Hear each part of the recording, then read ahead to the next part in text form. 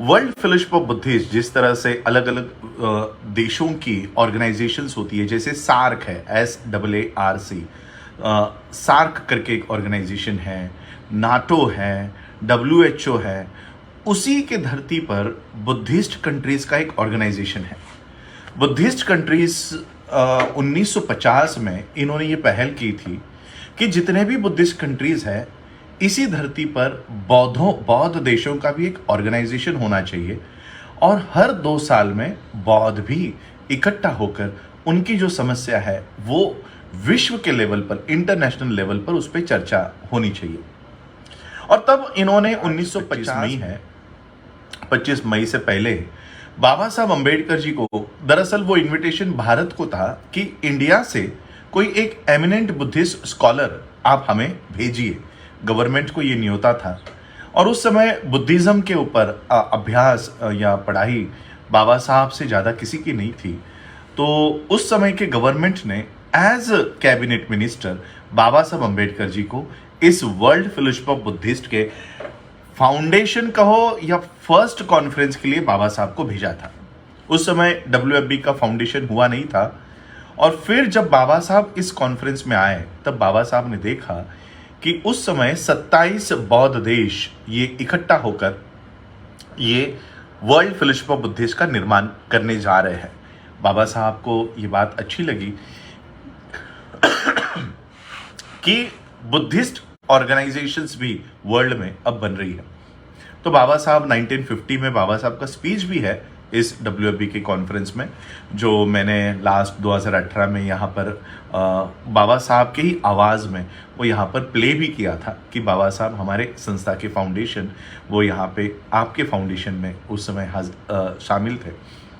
तो बाबा साहब 1950 में आए। बाबा साहब ने देखा कि बौद्ध देश इकट्ठा हो रहे हैं और बौद्ध देशों का एक ऑर्गेनाइजेशन तैयार हो रहा है।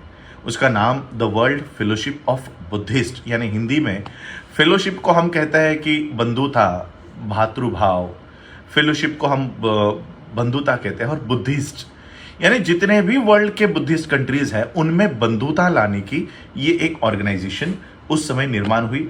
और ये कहकर उन्होंने अलविदा किया सबको कि नेक्स्ट 2 ईयर में हमको आना है और एवरी 2 ईयर, हर 2 साल में चाहे कुछ भी हो, हम हर 2 साल में मिला करेंगे। पिछले पैंडेमिक में सिर्फ इसका ब्रेक हुआ, उससे पहले कभी भी एक भी साल इसका ब्रेक नहीं हुआ है। 1952, 1954 और 1956 ये 4 साल बाबा साहब को इस कॉन्फ्रेंस के लिए मिले। बाबा साहब इन कॉन्फ्रेंस के लिए जाया करते थे। 1952 में बाबा साहब आने के कोई प्रूफ नहीं मिल रहे, रिकॉर्ड में नहीं है। शायद ये हो सकता है कि 1952 में बाबा साहब अपने इलेक्शंस के लिए शायद उसमें एंगेज हो, लेकिन 1950, 54 और 56 इन 3 कॉन्फ्रेंस में बाबा साहब आए और बाबा साहब को इसी कॉन्फ्रेंस ने, हम जैसे अब बाबा साहब को बोधिसत्व कहते हैं, तो ये बोधिसत्व हम लोगों ने दी हुई उपाधि नहीं है। हम लोग इमोशनल होकर, हम लोग भावनिक होकर बाबा साहब को बोधिसत्व नहीं कहते। बाबा साहब को वर्ल्ड फेलोशिप ऑफ बुद्धिस्ट के प्रेसिडेंट ने, उनकी जो धम्म दीक्षा अक्टूबर में हुई थी और ये नवंबर में कॉन्फ्रेंस हुई थी, 1 महीने बाद बाबा साहब जब इस कॉन्फ्रेंस के लिए गए तो पूरे वर्ल्ड के बुद्धिस्टों ने बाबा साहब को बोधिसत्व ये उपाधि देकर गौरवान्वित किया है, बाबा साहब का सम्मान किया। तो ये वो ऑर्गेनाइजेशन है। लेकिन एक दुख की बात ये बताना चाहूंगा, बाबा साहब हमें इस ऑर्गेनाइजेशन जोड़कर चले गए, इस ऑर्गेनाइजेशन से जोड़कर इसलिए चले गए कि भारत का संविधान अगर कहीं हमको हक और अधिकार देने में फेल हो जाए या वहां की सरकारें हमारे ऊपर होने वाले अत्याचारों को ठीक तरह से एड्रेस ना कर सके, तो हम इस प्लेटफॉर्म पे आए, वर्ल्ड फेलोशिप ऑफ बुद्धिस्ट के प्लेटफॉर्म पे आए और वहां पर बौद्धों के साथ जो कुछ भी हो रहा है ये यहां पर आकर बयान करें। यहां से वो यूनाइटेड नेशंस में जाएगा, यहां से वो इंटरनेशनल ह्यूमन राइट्स कमीशंस में जाएगा, यहां पर रखा हुआ जो चीजें है वर्ल्ड फेलोशिप ऑफ बुद्धिस्ट में, वो अलग अलग जो फोरम्स बनी हुई है वर्ल्ड की इंटरनेशनल, हम वहां तक अपनी बातों को लेकर जा सकते हैं। इसलिए बाबा साहब हमें इस ऑर्गेनाइजेशन से जोड़कर चले गए। अब एक बात और आपको बताना चाहूंगा, वर्ल्ड फेलोशिप ऑफ बुद्धिस्ट जो है, यहां पर मुझे बहुत सारे लोग मुझे ईमेल करते हैं, व्हाट्सएप करते हैं कि हमें भी सदस्य बनना है, हमें भी सदस्य बनना है। यहां पर किसी आदमी को, इंडिविजुअल को सदस्य नहीं बनाया जाता। वर्ल्ड फेलोशिप ऑफ बुद्धिस्ट ये मेंबर्स का संगठन नहीं है, इंडिविजुअल्स का संगठन नहीं है, ये संगठनों का संगठन है। अगर आपकी कोई बुद्धिस्ट ऑर्गेनाइजेशन है तो ही यहां पर वो ये मेंबर बन सकती है। एक एक आदमी आकर यहां पर इंडिविजुअल सदस्य नहीं बन सकता। तो अब हमें इनके साथ अगर जुड़ना है तो हमें संस्था की होने की जरूरत है, संस्था होने की जरूरत है। और वो संस्था भी कौन सी? जो बौद्धों की हो। कल को आप कोई इस्लामिक ऑर्गेनाइजेशन बनाओ और कहो कि मुझे डब्ल्यूएफबी का मेंबर बनाना है, तो वो आप मेंबर नहीं बन सकते।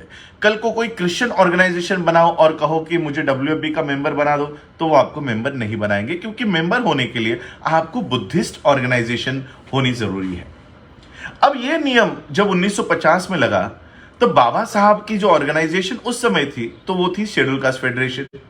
अब शेड्यूल कास्ट फेडरेशन डब्ल्यूएफबी का मेंबर नहीं हो सकता, क्योंकि वो तो शेड्यूल कास्ट की है, उससे बौद्धों का कोई रिलेशन नहीं है। तब बाबा साहब ने क्या किया, 1954 में जब बाबा साहब ने एग्रेसिवली, मैं हमेशा ये वर्ड यूज करता हूं कि बाबा साहब ने आक्रामक तरीके से 1954 में वर्ल्ड फेलोशिप ऑफ बुद्धिस्ट के मंच से भारत के बौद्धों की समस्या रखी है। बाबा साहब ने, मुझे वो स्पीच सुनते हुए कभी कभी डर लगता है, वो रीड करते हुए डर लगता है कि इतने कठोर शब्द बाबा साहब वर्ल्ड फेलोशिप ऑफ बुद्धिस्ट के प्रेसिडेंट के सामने कह रहे हैं। बाबा साहब कह रहे हैं कि इतना तामझाम आप लोगों ने किया है। जैसे आज मैं यहां पर हूं, थाईलैंड में हूं, 5 स्टार होटल बुक है, पूरा होटल बुक है, नीचे लिमोजीन हमारे लिए खड़ी होती है, और वर्ल्ड फेलोशिप ऑफ बुद्धिस्ट का पूरा हेडक्वार्टर बुक है। इतना तामझाम किया है, आने का खर्चा, रहने का खर्चा, खाने का खर्चा, ये सारा खर्चा किया है। बाबा साहब कहते हैं आपका सारा खर्चा व्यर्थ है। अब सोचिए कि जिनके कॉन्फ्रेंस में बाबा साहब गए हैं, उनको ही बाबा साहब कह रहे हैं कि आपने इतना खर्चा किया है, ये सारा खर्चा तो वेस्ट है, वेस्टेज ऑफ मनी है। क्यों वेस्टेज ऑफ मनी है? बाबा साहब कहते हैं आपकी कंट्री तो पहले से ही बुद्धिस्ट है, बुद्धिस्ट कंट्री में बौद्ध धर्म का प्रचार प्रसार करके क्या करने वाले हो?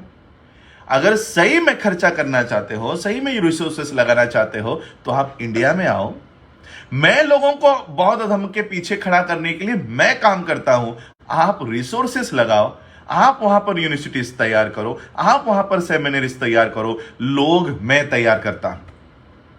बाबा साहब ने एग्रेसिवली ये स्पीच की, और बाबा साहब को तब एहसास हुआ कि मैंने वर्ल्ड फेलोशिप ऑफ बुद्धिस्ट या वर्ल्ड के बुद्धिस्ट कंट्रीज को इंडिया में इनवाइट तो कर दिया है, लेकिन वो जाएंगे कहां पर? वो कांटेक्ट किसको करेंगे, संपर्क किसको करेंगे? क्या गली गली में जाकर एक एक आदमी के घर पे जाकर देखेंगे कि वो बौद्ध है कि नहीं है? और इसलिए वर्ल्ड के बुद्धिस्ट कंट्रीज को अगर भारत से संपर्क करना है, तो भारत में एक बौद्ध ऑर्गेनाइजेशन, बौद्ध संस्था का होना जरूरी है। इसलिए 1954 में जब बाबा साहब भारत में आए, दिसंबर मंथ में, बाबा साहब ने अपनी ऑर्गेनाइजेशन रजिस्टर्ड करने का काम शुरू किया। हमारे लोग हवा में ही ऑर्गेनाइजेशंस बना देते हैं, उसका कहीं रजिस्ट्रेशन नहीं होता। लेकिन बाबा साहब के इस ऑर्गेनाइजेशन का रजिस्ट्रेशन हुआ। 6 महीने बाबा साहब को वेट करना पड़ा, और 4 मई 1955 को बाबा साहब अंबेडकर जी को उस समय का इंडियन सोसाइटीज रजिस्ट्रेशन एक्ट 1860 के अंतर्गत 3227 ये रजिस्ट्रेशन नंबर 4 मई 1955 को बाबा साहब को प्राप्त हुआ। आपको याद होगा, मैंने मई महीने में कनाडा से बुद्धिस्ट सोसाइटी ऑफ इंडिया के फाउंडेशन की भी मैंने आपको बधाई दी। 4 मई 1955 को बाबा साहब को the Buddhist society of India ये संस्था रजिस्ट्रेशन होके प्राप्त हुई। मैं आज भी जब बुद्धिस्ट सोसाइटी ऑफ इंडिया का काम करता हूं, गांव गांव में जाता हूं, छोटे छोटे विलेजेस में जाता हूं, आज भी 2023 में भी लोगों को the Buddhist society of India ये शब्द उच्चार नहीं कर पाते। The Buddhist society of India, इसका उच्चार भी वो नहीं कर पाते। सोचो 2023 में हमारे पढ़े लिखे लोग बाबा साहब की इस संस्था का नाम नहीं ले सकते, तो क्या 1955 में बाबा साहब ने ये नाम हमारे लिए तय किया होगा कि नहीं, कोई अनपढ़ हमारे लोग हैं, उनके लिए मैं ये इंग्लिश में संस्था बना रहा हूं। बाबा साहब ने ये नाम हमारे लिए तय नहीं किया। वर्ल्ड के बुद्धिस्ट कंट्रीज को भारत के बौद्धों से अगर जुड़ना है तो उनको पता चले कि the Buddhist society of India Bharat के बौद्धों का ये एक संगठन यहां पर काम कर रहा है, और अगर मुझे भारत से जुड़ना है तो मुझे इस संस्था से जुड़ना है। इस हेतु से बाबा साहब ने अपने संस्था का नाम the Buddhist society of India रखा, और सिर्फ नाम ही नहीं रखा, बाबा साहब ने इसी हेतु से the Buddhist society of India का निर्माण किया ताकि हम वर्ल्ड के बुद्धिस्ट देशों से जुड़ सके। बाबा साहब ने 1955 में यह काम किया। 1956 में 5 लाख लोग 14 अक्टूबर 1956 अशोका विजयादशमी के पर्व पर बाबा साहब ने बौद्ध धर्म की दीक्षा ली, जिसमें दीक्षा देने के लिए बर्मा से बाबा साहब ने बौद्ध भिक्षुओं को आमंत्रित किया था, और कई सारे देशों से डेलीगेट्स बाबा साहब को बधाई देने के लिए आए थे। कई सारे देशों ने बाबा साहब को टेलीग्राम करके बधाइयाँ दी थी, और उसके बाद बाबा साहब 1956 में चौथी कॉन्फ्रेंस के लिए और उनके जीवन की आखिरी कॉन्फ्रेंस के लिए बाबा साहब वहाँ पर गए। बाबा साहब ने बौद्धों को भारत में किस तरह से सेव करना चाहिए, Buddhist movement in India a blueprint, Bharat में अगर बुद्धिस्ट मूवमेंट खड़ी करनी है तो हमें क्या क्या काम करना होगा, ये सारी बातें वहाँ पर कही। और बाबा साहब के लास्ट के जो ईयर है उसमें आप देखिए, कई बाबा साहब कहते हैं कि मैं अपना पूरा जीवन अब बौद्ध धर्म के कार्य में लगाने वाला हूँ। बाबा साहब के ये स्पीचेस है आखिरी। बाबा साहब को ये अंदेशा हो गया था कि संविधान जो 1950 में लागू हुआ है, ये ऐसे लोगों के हाथों में चला गया है जो कभी भी संविधान को चलाएंगे नहीं। और आज 2000 मैं अभी भारत में नहीं हूं, लेकिन भारत के प्रधान, भारत की संसद जिनके हाथों में है, आप लोग जानते हो कि वो संविधान चला रहे हैं या खत्म कर रहे हैं। तो मैं हमेशा सोचता हूं, जो बाबा साहब इतना दूरदृष्टि रखते हैं, क्या उन्होंने ये देखा नहीं होगा कि संविधान का आगे चल के क्या होने वाला है? उन्होंने ये देखा था, उनको ये पता था कि आगे चलकर कौन से नालायक लोग संसद पर आएंगे, राज्यसभा में आएंगे, सुप्रीम कोर्ट में आएंगे, मीडिया पे आएंगे, प्रशासन में आएंगे। ये बाबा साहब को पता था। इसके मेरे पास प्रूफ है कि बाबा साहब को ये सारी बातें पता थी। बाबा साहब का एक स्पीच भी है इसी सब्जेक्ट के ऊपर कि democracy of India will not survive, Bharat में लोकतंत्र या प्रजातंत्र नहीं रहेगा। ये बाबा साहब ने लास्ट में उन्होंने ये कंक्लूजन दिया है। अब जब संविधान नहीं रहेगा, प्रजातंत्र नहीं रहेगा, लोकतंत्र नहीं रहेगा, तो बाबा साहब के फॉलोअर्स जाए कहां पर? बाबा साहब के ऊपर भरोसा रखने वाले उनके समाज के लोग कहां जाएंगे अगर संविधान भी हमारे पक्ष में नहीं रहा तो? और इसलिए बाबा साहब ने कहा कि मैं बौद्ध धर्म को पुनर्जीवित करना चाहता हूं, इसलिए कि अगर संविधान हमारे इस्तेमाल में नहीं लाया जाए तो हम वर्ल्ड फेलोशिप ऑफ बुद्धिस्ट के मंच पर आकर बौद्ध होने के नाते हम अपनी समस्या वहां से रेज करें। इस हेतु से बाबा साहब ने हमें बुद्धिस्ट सोसाइटी ऑफ इंडिया का निर्माण करके दिया कि मेरे पश्चात इसको ठीक तरह से चलाओ। 6 दिसंबर 1956 बाबा साहब अंबेडकर जी का सिर्फ महापरिनिर्वाण नहीं हुआ। बाबा साहब अंबेडकर जी ने जिस हेतु से the Buddhist society of India का निर्माण किया था, वो हेतु भी चला गया, पर्दे के पीछे चला गया। जिस हेतु से बाबा साहब ने हमें वर्ल्ड फेलोशिप ऑफ बुद्धिस्ट से जोड़ा था, वो हेतु कहीं ना कहीं हमने खो दिया। हम क्या करने लग गए? पूजा करना, शादी कैसे लगाना, कोई पैदा होता है तो क्या विधि होनी चाहिए, कोई मरता है तो क्या विधि होनी चाहिए। हमने बाबा साहब के संस्था का इतना गलत इस्तेमाल किया कि सिर्फ वो संस्था हमने विधि लगाने में और निधि इकट्ठा करने में, इतने में ही हमने बाबा साहब की संस्था को मर्यादित कर दिया। और वर्ल्ड के साथ, विश्व के साथ जो बाबा साहब ने हमें जोड़ा था, वो हमने गवा दिया।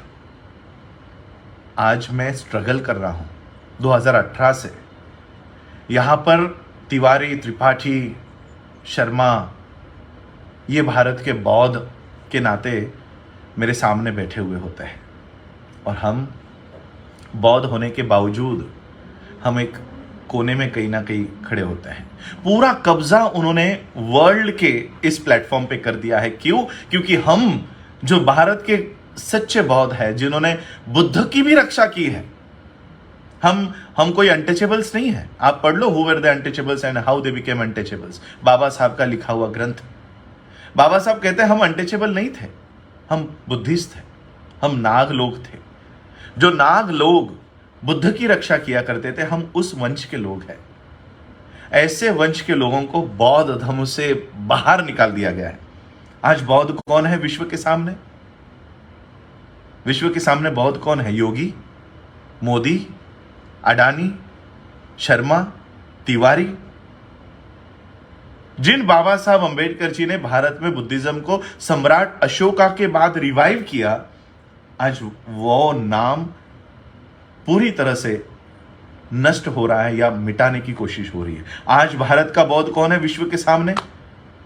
मलिक साहब है। क्यों? क्योंकि बुद्ध की अस्थियां लेकर चल रहे हैं, बुद्ध की मूर्तियों का फ्री डिस्ट्रीब्यूशन हो रहा है। हमारे लोग पागलों की तरह अस्थियों के पीछे भाग रहे हैं। क्या बाबा साहब को अस्थि नहीं मिल सकती थी बुद्ध की? बाबा साहब ने दीक्षा लेना क्यों जरूरी समझा? लोगों को 22 प्रतिज्ञा देना क्यों जरूरी समझा? क्या बाबा साहब को जरूरी नहीं समझा कि क्यों 22 प्रतिज्ञा देनी है? बुद्धा का एक कलश लेके आ जाओ कहीं से भी और लोगों को कह दो कि मैंने बुद्ध की अस्थियां लाई है, बस लोग मेरे पीछे पीछे पागलों की तरह हो लेंगे। क्या बाबा साहब नहीं ये सब समझ सकते थे? बाबा साहब ने 22 प्रतिज्ञा दी कि बौद्ध होना है तो ये छोड़कर, हिंदू धर्म के रीति रिवाजों को छोड़कर बौद्ध होना होगा। हमें संख्यात्मक बौद्ध नहीं चाहिए, हमें गुणात्मक बौद्ध चाहिए। हम क्या कर रहे हैं? हम संख्यात्मक बौद्ध बढ़ाना चाह रहे हैं और गुणात्मक बौद्धों की संख्या कम हो रही है। भले लाइफ में आप बुद्धिज्म फॉलो ना करो, लेकिन बुद्ध की स्टैच्यू रख दो, बाबा साहब का फोटो रख दो, हम बौद्ध हो गए। ये काम हम लोगों ने किया। आज हमने इतना बड़ा नुकसान कर दिया। आज वर्ल्ड फेलोशिप ऑफ बुद्धिस्ट में मैंने फिर से बाबा साहब की संस्था को रिवाइव किया। आज ये देखिए, मेरे नाम से इनविटेशंस है, मेरे नाम से डेलीगेशंस का इनविटेशन आता है, मेरे ईमेल पे आता है, हर एक कॉन्फ्रेंस का आता है। कई कॉन्फ्रेंस तो मैं अटेंड नहीं कर पाता, तो मैं बुद्धिस्ट सोसाइटी ऑफ इंडिया के रिप्रेजेंटेटिव्स को भेजता हूं। कल तक ये जो मेल तिवारी त्रिपाठियों को जाते थे, आज वो मेल मुझे आने लग गए। आज मैं इन सारे बौद्ध देशों से जुड़कर काम कर रहा हूं और उनको भारत के बौद्धों की असली समस्या बता रहा हूं। मैं यहां पर मूर्तियां मांगने नहीं आता हूं। मैंने किसी से नहीं कहा कि मुझे ताइवान से मूर्ति दो या मुझे श्रीलंका से मूर्ति दो या मुझे यहां थाईलैंड पे हूं। मैं यहां कई मूर्तियों को डील करने के लिए नहीं बैठा हूं। मैं यहाँ की यूनिवर्सिटीज लाने की कोशिश कर रहा हूँ, यहाँ का सिलेबस लाने की कोशिश कर रहा हूँ, यहाँ की सेमिनरीज लाने की कोशिश कर रहा हूँ। जो बाबा साहब ने हमें ब्लूप्रिंट दिया है, उस ब्लूप्रिंट के ऊपर मैं काम करने की कोशिश कर रहा हूं। लेकिन ये काम मैं ना करूं, इसलिए मैं पूरे भारत के नहीं बोलूंगा, हमारे महाराष्ट्र के लोग, मैं महाराष्ट्र भी नहीं कहूंगा, हमारे घर के लोग, खुद के परिवार के लोग, कि मैं बाबा साहब के बुद्धिस्ट मिशन को ना रिवाइव कर पाऊं, इसलिए मेरा विरोध करते हैं। इसलिए विरोध करते हैं। क्यों? क्योंकि मैं बाबा साहब के बुद्धिस्ट मिशन को ना चलाऊं। हमारा जो धंधा चल रहा है विधि लगाकर निधि कमाने का, वो धंधा बंद ना हो जाए। धंधा ही कहूंगा मैं इसे। ये जो बिजनेस चल रहा है ना बुद्धा के नाम पे, बाबा साहब के नाम पे, शादी लगाने का धंधा, कोई मरने के बाद विधि लगाने का धंधा, किसी के पैदा होने पर विधि लगाने का धंधा, मैं इस धंधे के खिलाफ हूं, इसलिए वो मेरे खिलाफ है। अगर मैं इस धंधे को बढ़ावा दूं तो वो मुझे बढ़ावा देंगे। लेकिन मैं बाबा साहब के ब्लूप्रिंट के ऊपर काम करना चाहता हूं। मैं ये नहीं कहता हूं कि ये पार्ट नहीं है, लेकिन ये होल नहीं है, पार्ट, ये हिस्सा नहीं है। ये पूरा का पूरा मिशन यानी सिर्फ विधि लगाना नहीं है। वो काम जिसे करना है करे। आज मैं क्या काम कर रहा हूं? बुद्धिस्ट यूनिवर्सिटी का निर्माण कर रहा हूं। बुद्धिस्ट बैंक का निर्माण हमने कर दिया है। बौद्ध धर्म के दीक्षाओं का कार्यक्रम हर कहीं पर चल रहा है। 22 प्रतिज्ञा देने का कार्यक्रम चल रहा है। आप लोगों ने देखा होगा दिल्ली के एक 22 प्रतिज्ञा देने पर कितना बड़ा बवाल हो गया। बताइए, जो लोग बौद्ध बुद्ध की प्रतिमा बांट रहे हैं, क्या वो पब्लिक में एक भी बार 22 प्रतिज्ञा में से कोई एक प्रतिज्ञा लेने को तैयार है? एक भी प्रतिज्ञा, वो एक प्रतिज्ञा लेने के लिए तैयार नहीं है। और हम इस तरह से डिवाइड हो रहे हैं जातियों के नाम पर। जातियों के नाम पर हम अलग अलग संगठन में बैठे हुए हैं। और इसलिए मैं आज आप लोगों को वर्ल्ड फेलोशिप ऑफ बुद्धिस्ट की ये बधाई देने के साथ साथ ये संस्था क्या है, बाबा साहब ने हमें इससे क्यों जोड़ा है, और इस प्लेटफॉर्म से जुड़कर हम कहां तक जा सकते हैं। सिर्फ ये मेरे पूरे लाइफ की वर्ल्ड फेलोशिप ऑफ बुद्धिस्ट की 2018 की मेरी पहली कॉन्फ्रेंस थी। उसके बाद 2020 की कॉन्फ्रेंस हुई नहीं। पिछले 2022 को मैं श्रामनेर उस समय था, तब मैं यहाँ पर आया। मेरी वो तीसरी कॉन्फ्रेंस थी और आज में ये चौथी कॉन्फ्रेंस है। ये 4 सालों में ये मेरी चौथी कॉन्फ्रेंस है। इन 4 सालों में मैंने क्या हासिल किया है पता है? आज इन 4 सालों में मैं ताइवान के साथ आज बहुत अच्छी तरीके से जुड़ा हूं। मैं श्रीलंका के साथ अच्छे तरीके से जुड़ा हूं। मैं वियतनाम के साथ, बुद्धिस्ट कंट्रीज के साथ कह रहा हूं, मैं बाकी यूरोपियन कंट्रीज नहीं गिना रहा हूं। यूरोपियन कंट्रीज में मैं काम कर ही रहा हूं। वहां पर हमारे अंबेडकर इंटरनेशनल मिशन और AICS जैसे आप कनाडा, हमारे चंचल मैडम जी का थोड़ी देर पहले फोन था, तो उनसे तो मैं जुड़ा हुआ हुई अंबेडकर इंटरनेशनल मिशन से। लेकिन मैं बुद्धिस्ट मिशन की बात कर रहा हूं। तो ये बुद्धिस्ट मिशन से भी मैं इन सारी कंट्रीज में काम कर रहा हूं। लेकिन इंडिया से जो ब्राह्मणिकल सिस्टम है, वो अब उनके एजेंट्स यहां पर छोड़ रहे हैं कि नहीं, राजरत्न अंबेडकर बुद्धिस्ट रिप्रेजेंटेटिव नहीं है, बुद्धिस्ट रिप्रेजेंटेटिव ये हमारा छोड़ा हुआ ये बंदा है। मुझे कभी कभी अनुभूति होती है, अनुभव होता है कि राउंड टेबल कॉन्फ्रेंस में जब गांधी को भेजा गया और गांधी ने यह दावा किया कि उस समय के गांधी के अनुसार हरिजनों का नेता गांधी है, यह बात उन्होंने राउंड टेबल कॉन्फ्रेंस में आकर कही। और उन्होंने कहा कि डॉक्टर अंबेडकर ये तो ब्रिटिशरों के भेजे हुए रिप्रेजेंटेटिव है, उनका शेड्यूल कास्ट के लोगों से कोई संबंध नहीं है। शेड्यूल कास्ट के लोगों का सही असली नेता मैं यानी गांधी हूं। इस तरह की बात जो 1930 में कही गई थी, 1930, 31, 32, 33 में कही गई थी, इस तरह की बात 2033 में दोहराई जा रही है। ये पूरी कॉन्फ्रेंस में इंडिया से भेजे हुए लोग बस यही साबित करने पे तुले हुए हैं कि बौद्धों के असली नेता मोदी है, बौद्धों के असली मॉन्क योगी है। कभी कभी कंपेयर करता हूं तो ऐसा लगता है कि जो समस्या बाबा साहब के सामने थी, वही समस्या मेरे भी सामने है। हालांकि यह नहीं होना चाहिए था, क्योंकि अगर बाबा साहब जिस समस्या से लड़ रहे हैं और उसी समस्या से मुझे भी गुजरना पड़ रहा है, तो हम कितना सक्सेस, प्रोग्रेस अचीव कर पाए हैं, ये हम लोगों को सवाल अपने आप से करना चाहिए। सेम सिचुएशन, सेम समस्या, सेम प्रॉब्लम्स बदलनी चाहिए थी। लेकिन आज भी 3 जनरेशन्स के बाद भी अगर मुझे वही समस्या आ रही है, तो सोचिए भारत की ब्राह्मणी व्यवस्था में कितना बदलाव आया है। अगर समस्या सेम है तो बदलाव कहां है? क्या ब्राह्मण आज भी हमें एक्सेप्ट करता है? क्या ब्राह्मण आज भी हमें अपना बुद्धिस्ट रिप्रेजेंटेशन देना चाहता है? यानी हिंदुओं का भी रिप्रेजेंटेशन आपका और बौद्धों का भी रिप्रेजेंटेशन आपका ही।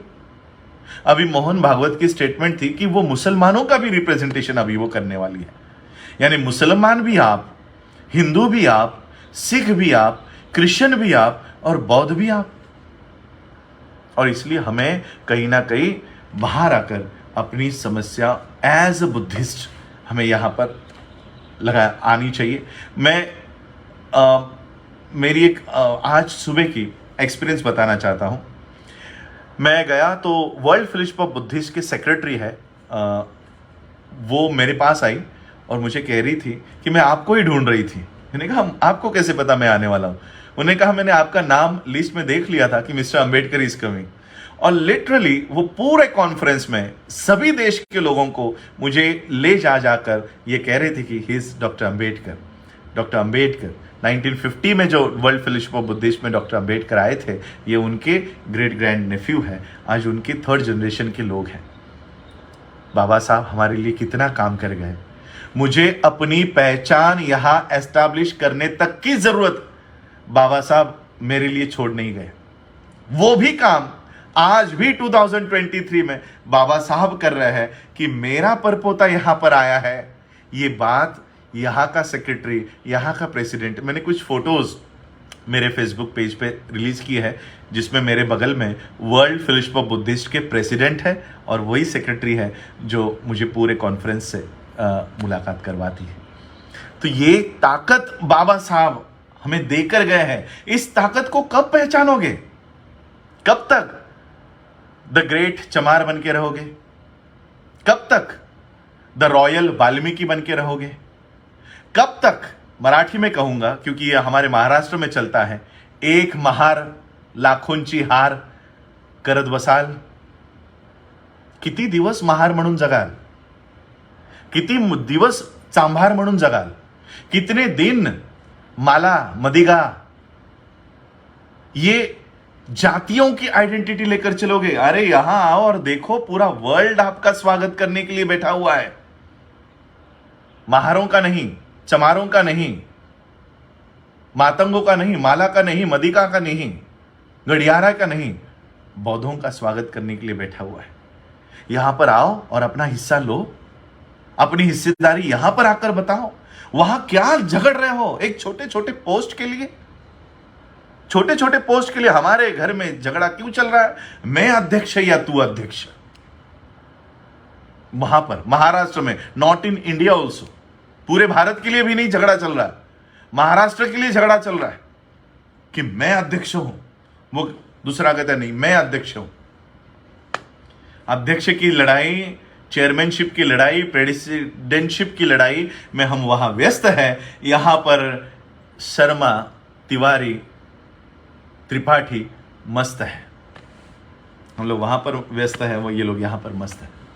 और इसलिए ये सारी झगड़े छोड़कर हमें बाबा साहब के बुद्धिस्ट मिशन के लिए आगे बढ़ना होगा। बाबा साहब के बताए हुए रास्ते पे चलना होगा। अपनी खुद की बौद्धों की स्वतंत्र व्यवस्था बनानी होगी। अपने खुद के स्कूल, खुद के कॉलेजेस, खुद के यूनिवर्सिटीज़, खुद की बैंक्स, खुद की बुद्धिस्ट सेमिनरीज जहाँ से प्रचारक तैयार हो। हमें किसी भी ब्राह्मणिकल सिस्टम में हमारा बच्चा भी वहां पर पैर ना रखे, ऐसी सिस्टम हमको भारत में बनानी है, जिसके लिए मैं काम कर रहा हूं। वर्ल्ड फेलोशिप ऑफ बुद्धिस्ट मुझे मदद कर रही है। ताइवान हो, श्रीलंका हो, वियतनाम हो, कई सारे बुद्धिस्ट यूनिवर्सिटीज़ हमें सिलेबस के लिए मदद कर रही है, यूनिवर्सिटी के लिए मदद कर रही है। तो यही वो इम्पोर्टेंस है जो मैं आपको बताना चाहता हूँ कि बाबा साहब हमें इस संस्था से जोड़कर चले गए हैं। यहाँ पर आओ, अपना प्रतिनिधित्व करो, मेरे साथ यहाँ पर बुद्धिस्ट मिशन को बढ़ाने का काम करो। बाबा साहब की बुद्धिस्ट सोसाइटी ऑफ इंडिया को बढ़ाने का काम करो। इसको फ्रैक्शंस में मत रखो। मैंने 2018 में जितने भी फीस 1956 से पेंडिंग थी वो यहाँ पर भरी और बाबा साहब के बुद्धिस्ट सोसाइटी ऑफ इंडिया का रिन्यूअल, मेंबरशिप का रिन्यूअल किया और मैं आज यहाँ पर बाबा साहब की संस्था को रिवाइव कर रहा हूँ। सोचिए, पिछले 60 सालों का जो गैप हुआ है, अगर ये गैप ना हुआ होता तो आज बुद्धिस्ट सोसाइटी ऑफ इंडिया के प्रेसिडेंट नहीं, वर्ल्ड फेलोशिप ऑफ बुद्धिस्ट के भी प्रेसिडेंट हमारा इंडिया का कोई आदमी होता, या जो लोग आज लड़ रहे हैं उनमें से कोई होता। 4 साल में मैं आज इंटरनेशनल